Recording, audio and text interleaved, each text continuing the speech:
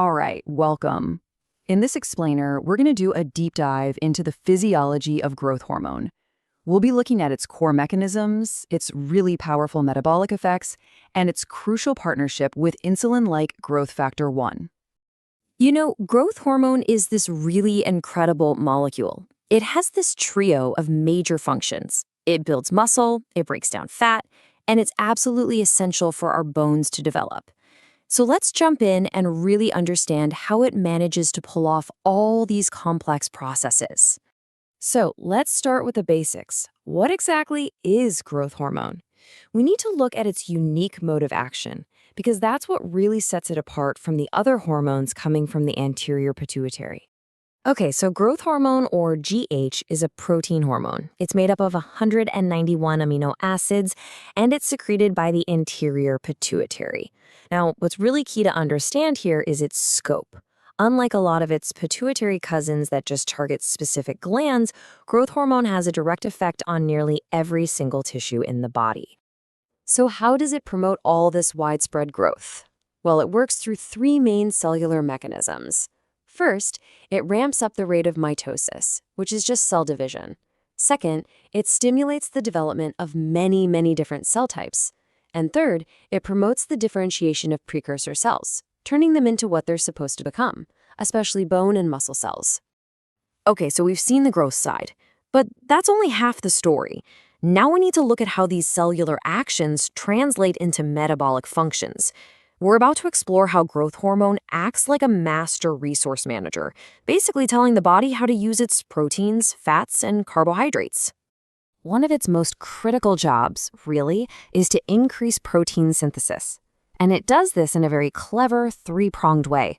It stimulates RNA translation right at the ribosome to make more protein. Then, over a longer period, it stimulates DNA transcription inside the nucleus to create more RNA. And finally, it puts the brakes on the breakdown of existing proteins. Then as a result, protein builds up and tissues grow. At the same time, growth hormone is having a huge impact on how your body uses fat.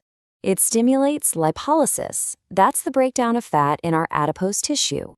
This action releases a flood of free fatty acids into the bloodstream and makes it easier to convert them into acetyl-CoA, which means they're ready to be used as energy.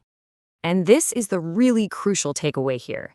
Growth hormone literally shifts the body's main fuel source over to fat. By mobilizing all this fat for energy, it has a powerful protein-sparing effect. This lets all those amino acids get used for building tissues instead of just being burned for fuel. Now, there is a clinical note here that's important to remember. If this fat mobilization goes into overdrive, which can happen with really high levels of GH, it can actually lead to ketosis. That's from the overproduction of acetoacetic acid in the liver. This can also cause fat to build up, leading to a condition we call fatty liver. All right, so we've covered protein and fat. What about carbohydrates? Well, this is where things get interesting, because growth hormone basically acts as an opponent to insulin. It decreases glucose uptake by your muscle and fat cells, it increases glucose production from the liver, and kind of paradoxically, it also stimulates the pancreas to secrete even more insulin. So, when you put all of these actions together, what do you get? You get a state of insulin resistance. And because of this, we say that growth hormone has a diabetogenic effect.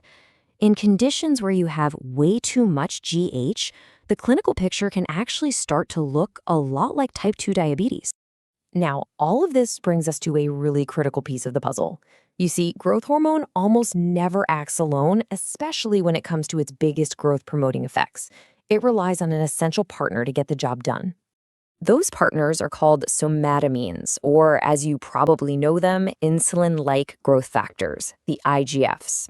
They're made mostly in the liver when GH gives it the signal. And while there are a few different types, the most important one for growth is by far somatostatin C, which today we just call IGF-1. And there's a fantastic clinical example that really drives home just how essential IGF-1 is. Certain African pygmy populations have a genetic inability to make IGF-1. Even though your growth hormone levels are normal or even high, they have short stature.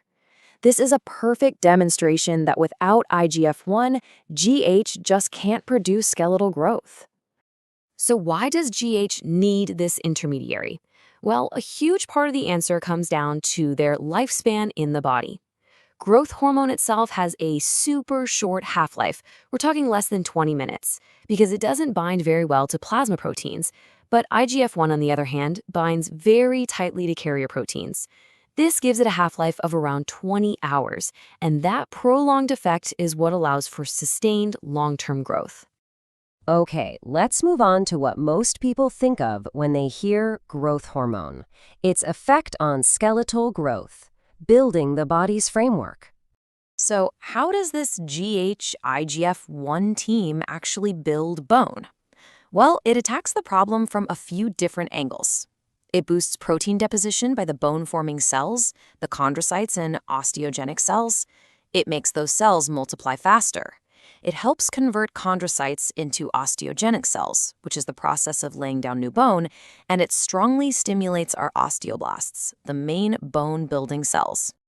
And here's something pretty fascinating. This whole process doesn't just stop once you're done growing taller. Your bones actually continue to thicken throughout your entire life under the influence of growth hormone. This is especially true for what we call membranous bones, like the jaw and the skull. All right, let's pull all of this together and look at the big picture of GH action. To summarize everything we've covered, first, it's really important to understand that GH secretion isn't a steady drip. It's pulsatile, meaning it comes in surges.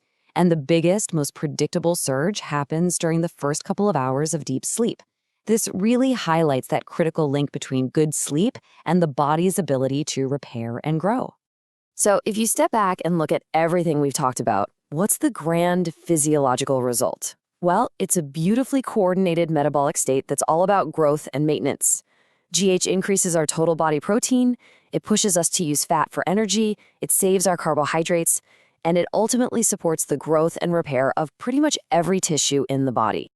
And that leaves us with a final question to think about. We've seen that this GH-IGF-1 axis keeps influencing our bones our entire lives. So the question is, how might this continuous, lifelong activity contribute to some of the characteristic skeletal changes that we see as people age? Something to consider. Welcome. Today we're going to take a closer look at the physiology of a single, incredibly powerful molecule, growth hormone. We're going to explore how our bodies masterfully control it, what happens when that control is lost, and why its natural decline is such a hallmark of aging. So here's our roadmap. First, we'll start with the fundamentals, how growth hormone is normally regulated. Then we'll examine the clinical consequences of both deficiency and excess. And finally, we'll connect this powerful hormone to the process of aging itself. So let's start with a foundational question. What is the master hormone that governs our growth all the way from childhood into old age? Well, the answer is, of course, growth hormone. And while it's well known for its role in determining our height, its job is far from over once we reach adulthood. It continues to play an absolutely critical role in our metabolism for our entire lives. All right, let's begin with Section 1, the body's elegant control system for growth hormone.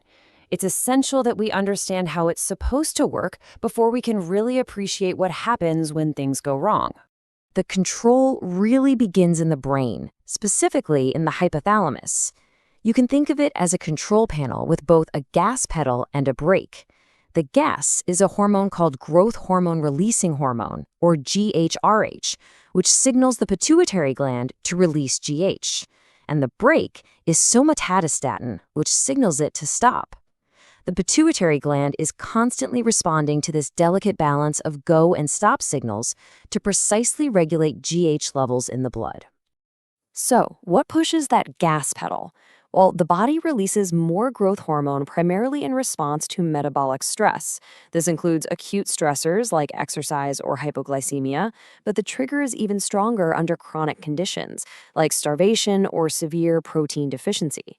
And this makes perfect physiological sense because the key function of growth hormone in these moments is to mobilize stored energy and, crucially, to preserve our vital muscle tissue from being broken down. This chart does a great job of putting the dynamic nature of GH secretion into perspective. You can see here that levels are naturally higher in children, as you'd expect. But look at what happens during prolonged fasting. The levels can absolutely skyrocket, sometimes to more than 15 times the normal adult amount.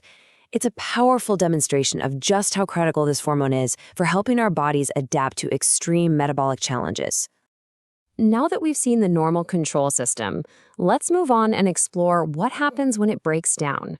We'll start with the consequences of having not enough growth hormone, a state we refer to as hyposecretion. You know, growth hormone deficiency often doesn't occur in isolation. It's frequently part of a much broader clinical picture called Panhypopituitarism. As the name suggests, this is when the entire anterior pituitary gland fails, leading to a decreased secretion of all its hormones. This can happen due to congenital issues or from damage, say from a pituitary tumor. When panhypopituitarism occurs during childhood, the most obvious consequence of the growth hormone deficiency is dwarfism. What you see is that the rate of development of the entire body is dramatically reduced. All parts of the body develop in proportion to one another, but the rate of that development is just incredibly slow. To put this into perspective, the impact is quite profound. A child who is chronologically 10 years old may have the physical stature and development of a typical 4 or 5-year-old. And because gonadotropins are also deficient, these individuals typically do not undergo puberty without treatment. Now here's a really interesting clinical puzzle. There's a specific type of dwarfism where growth hormone levels are actually normal or even elevated. So what's going on? The problem here lies one step downstream in the pathway. Growth hormone normally stimulates the liver to produce a critical factor called somatostatin C, which you probably know as IGF-1. It's IGF-1 that is the primary mediator of growth. So, if the body can't produce IGF-1, growth fails despite having plenty of growth hormone. Okay, so what if this pituitary failure occurs in adulthood? Well, the effects are different but just as significant. The loss of the other pituitary hormones leads to things like secondary hypothyroidism and decreased adrenal function. Clinically, this manifests as lethargy, weight gain, and a loss of sexual function, which really reflects a widespread metabolic slowdown. Having looked at the effects of too little GH, let's now flip the coin and examine the opposite problem. What happens when there is too much? This is most often caused by a tumor in the pituitary gland that overproduces the hormone, leading to a state of hypersecretion.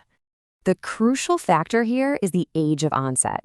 The clinical presentation of GH excess depends entirely on one thing: whether the epiphyseal plates of the long bones are still open or if they have fused. If the excess occurs before adolescence, while those plates are open, it results in gigantism, causing a dramatic lengthening of the bones. If it happens in adulthood, after the plates have closed, it results in a condition called acromegaly. So in acromegaly, since the long bones can't grow in length anymore, they instead grow in thickness. This slide shows some of the classic features. You see enlargement of the hands and feet, a forward projection of the jaw known as prognathism, and a thickening of the skull bones. Soft tissues are also affected. The tongue, liver, and kidneys can all become enlarged. But the effects of excess GH go far beyond just skeletal changes. It has powerful metabolic consequences. Growth hormone is what we call a diabetogenic hormone. It actually works against insulin, causing blood sugar to rise. Over time, this chronic hyperglycemia can overwork the pancreas, and in about 10% of cases, the insulin-producing beta cells eventually burn out, leading to full-blown diabetes mellitus. So, we've seen the extremes of deficiency and excess. This brings us to our final section, where we'll connect all of this back to the normal human lifespan and explore the link between growth hormone and the process of aging. You see, growth hormone secretion isn't static throughout our lives. As this timeline illustrates, it peaks during the pubertal growth spurt and then begins a very gradual but progressive decline.